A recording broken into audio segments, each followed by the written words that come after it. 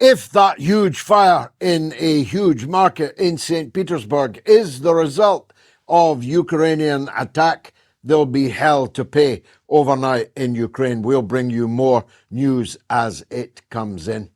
I want to raise an issue that nobody much else seems to be concerned about, but I've been noticing that nobody other than Volodymyr Zelensky has been in number 10 Downing Street more this year than Barack Obama.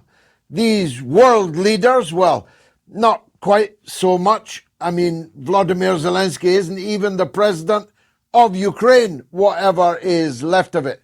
He ran out of road when his term expired a year and a half ago, and Barack Obama was last in office 10 years ago. He left office in the January of 2016, so virtually 10 years ago.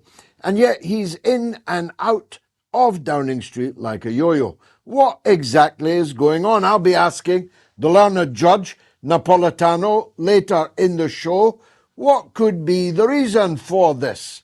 Is it to do with the manifest failures of the Keir Starmer administration? Is Barack Obama playing the same role for Keir Starmer as he played for Joe Biden, a kind of human auto pen? Is it to do with imminent legal action against Barack Obama over the Russiagate hoax, which of course originated in London with the Steele dossier? It was a clear attempt to wreck the presidency of Donald J. Trump in 2016, and it was a British operation. Not entirely, of course. The British were operating with their assets in Ukraine, and a British soldier, a 27-year-old lieutenant, was killed there in what the British MOD described as a tragic accident. But as he was from the parachute regiment, it's kind of difficult to see what he was doing there in the first place. But the British used their assets, of course, in Russia. They used assets in Ukraine, and they used the biggest asset of them all, the deep state of the United States of America, which was in a state of total panic and a determination to utterly sabotage any possibility of a Donald Trump presidency. And that started before he even won the election. Barack Obama was spying on the Trump camp in complete defiance of U.S. law long before Trump actually unexpectedly triumphed. And it may very well be that Donald Trump's Justice Department, after all, they're not doing much else. Epstein, who's Epstein, is now focused on bringing to book the culprits of the Russiagate hoax. Russia, Russia, Russia. That's spread now, of course. Yvette Cooper, the British Home Secretary, in a stentorian address to a press conference, I think it was, in Whitehall the other day, was naming individual Twitter accounts which she claimed was connected to Russia. I don't know if they are. Don't know if they are not. rder was the name of it. I know because I've actually seen and even retweeted rder. Looks like pretty kosher information for me. But of course, for the British, true information is ipso facto disinformation, is ipso facto the Russian state, and must be banned. So rder is now sanctioned. I don't know if he or she, Mr. or Mrs. rder, will be all that concerned about it, but it's another step on the, another milestone on the long march of the British state to a state of tyranny. But back to Barack Obama. He's the origin, and he couldn't openly use the American secret services, so he subcontracted it to the British. The British are at the heart of more things than you would imagine. So maybe Donald Trump is intending on taking legal action against Obama. That would certainly be quite unprecedented, but, well, everything in the Donald Trump administration is unprecedented. Maybe Trump is so hot on the heels of Obama that Obama intends to claim political asylum in London so that he is beyond the reach of the Trump administration. There are reports that Obama has actually bought a house in London. So maybe it's something to do with that. Or maybe it's an attempt to create a shadow American government in complete defiance of the law. In fact, would be an act of treason if true.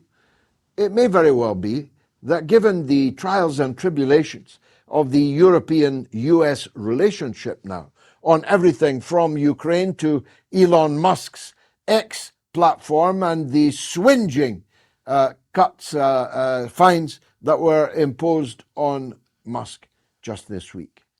It may be that Donald Trump is the president in exile of the United States of America. If that were to be true, then clearly Trump is either a cuck who's unable to do anything about it, or Trump is now just nursing his wrath to keep it warm and ready to crack down on Barack Obama when the time is right. Speaking of Downing Street, the three mousketeers, Merz, Macron, and Starmer, with barely 30% public opinion poll ratings between them, between all three of them, three men that are roundly hated in their own countries, three men that if the peoples of their country had the opportunity to do so would be swept out of office before you could say Jack Robinson. Now, these three, yet again, staged a council of despair for Zelensky in Downing Street this week. You know, I was just reading that when the Nazis were at the gates of Moscow and the government had relocated east of the Urals, Stalin stayed put. He refused to leave Moscow. Churchill never left central London. Even the then King and Queen never left central London when London was on fire. But where is Zelensky at this vital, existential moment for the Ukrainian people who he has so poorly served? Well, he's in Italy right now. He was in London yesterday. He's anywhere but in Ukraine. And it's very hard to see what he is able to gain from that. The European armories are empty. The European armies are a joke. The European treasuries are broke. And the attempt to solve perhaps all of those problems by stealing Russia's sovereign wealth, banked under contract with the central bank, for example, in Brussels, with the Bank of England, which earlier stole Venezuela's gold, about which more in a minute. The attempt to steal Russia's wealth is not going very well. It's not going very well because, well, the people who hold the money, the government of Belgium, are not actually prepared to break their own laws, break international law, and break the bank by burgling it on behalf of the chiseling little crook of Kiev. So the European leaders, and boy, did they look it. I've never seen body language less promising in all of my life. The three mousketeers were glum, but wow, Zelensky looked like he'd had a very rough night on the tiles, maybe in Stringfellows, Peter Stringfellows, or something somewhere like that. The mousketeers have gambled everything on Zelensky, everything. Their political future, their country's economic future, their military. They have banked their entire reputation. In fact, you can say they have gambled the very existence of a European continent, which is now splintering within itself. The Czech Republic's Prime Minister, who was sworn in today, is a dedicated opponent of Zelensky and giving him any more money or arms. The Slovakian Premier, ditto. The Hungarian Premier, ditto. The Slovenian President, ditto. And if the Romanians had not been cheated of their election, if it had not been rigged, you could have counted Romania amongst those too. Perhaps the Irish president also, when she gets her feet properly under the table, will begin to demur from the hegemonic demands of Merz, Macron and Starmer. But it's hard to see, given their situation, what left they've got to give to Zelensky. And the rift between the European Union and the United States has become a Grand Canyon and may never be repaired. Nothing will ever quite be the same again in Europe, in the world, after the conclusion of this war in Ukraine. They gambled everything on NATO defeating Russia. They gambled everything on the balkanization of Russia. They gambled everything on smashing the Russian economy, turning the ruble into rubble. And all of these gambles have failed. So most people, most sane people, know not to throw good money after bad. They know not to reinforce failure. They know that when you're in a hole, the first thing you have to do is stop digging. And that's why when people ask me, why are the three mousketeers doing this? Well, I answer, there is nothing else that they can do. In Shakespeare's words, they are steeped in blood so far that it is a very, very difficult question whether it's bloodier to go on or to go back. And so they are stuck there, up the creek, without a paddle. Speaking of nautical matters, the American fleet is still steaming across the borders, the frontiers of Venezuela. The American Air Force is illegally overflying Venezuelan sovereign territory. The puppet president that they intend to install, if they can, in Caracas, Machado, was exfiltrated today by the United States government. There was some doubt whether she was going to make it to Oslo to pick up the absurdly named Nobel Peace Prize. She didn't in the end, but she was whisked out of Venezuela by the American government. Now, I just want you to contemplate something.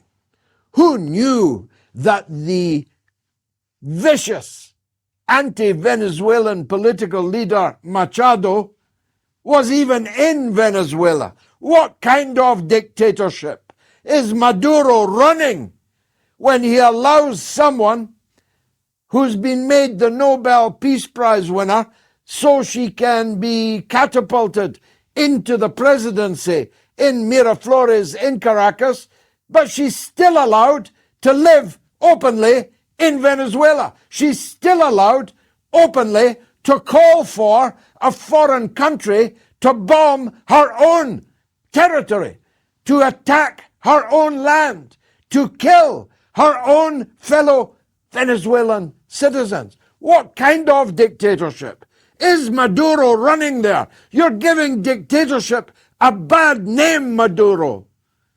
She was exfiltrated by the United States this day when she's been calling for an American invasion for years. That's the kind of dictator Maduro is. But no doubt she has been exfiltrated as a further sign that the United States intends to bomb at least Venezuela, to invade at most Venezuela, to conquer, if they can, Venezuela, the Latin American Vietnam. We'll be talking to Larry Johnson, the former CIA and Pentagon panjandrum, about that later in the show. But here's my tuppence worth. I may be the only man on the planet who doesn't believe that Donald Trump is going to attack Venezuela. First of all, because there's absolutely no legal basis for it, and plenty of people who'll take the necessary legal action if any such thing were to happen. Trump does not have the power to attack Venezuela. That power belongs in Congress, and no majority in Congress exists to launch a regime change war in the name of the peace president, and the Congress would be unlikely to endorse it. The courts would be highly likely to punish it. The tables have turned in the United States of America, you see. And people are now making their dispensations because next November, which is not that long away, power will change hands in the United States of America. The Republicans have less chance than a snowball in hell of holding on to control of Congress come November. The second reason why I think that Trump will not do this is just how badly his prelude to it has gone. Again, I'll ask Judge Napolitano on this, but it seems to me an open and shut case that Pete Hegseth, the Secretary of State for War, is guilty of murder. He's guilty of a heinous murder. First, by dropping bombs on unknown ships, small boats, motorboats, that don't even have the range to reach from the coast of Colombia or the coast of Venezuela to reach Miami. They cannot. Boats that are full of people rather than full of drugs. And boats that, if they were carrying drugs, could not carry enough drugs for it to conceivably be worth doing. Thirdly, the killing of these people without even knowing their names, their identity, without any possible scintilla of proof that they are drug running to the United States, and drug running is not in any case a capital offense, and executing someone without knowing who they are, with no evidence presented that they are what you say they are, is now only the half of it, because video exists of the pitiful sight of two survivors clinging to wooden wreckage after their boat has been bombed by the United States Air Force, and there's a resigned admiral who refused to break all known laws of war, all Geneva Conventions, all laws forbid you to slaughter two survivors from, even the Nazis rarely gunned down survivors of the ships that they had sunk in World War II, and this is not World War II in any case. The Admiral is very clear. He wouldn't do it. Who countermanded the Admiral? Pete Hegseth, Trump's Secretary of State for War. A clear, open and shut case that the Defense Minister of the United States of America is a serial mass murderer. Go figure. Judge Knapp up right now. Stay tuned.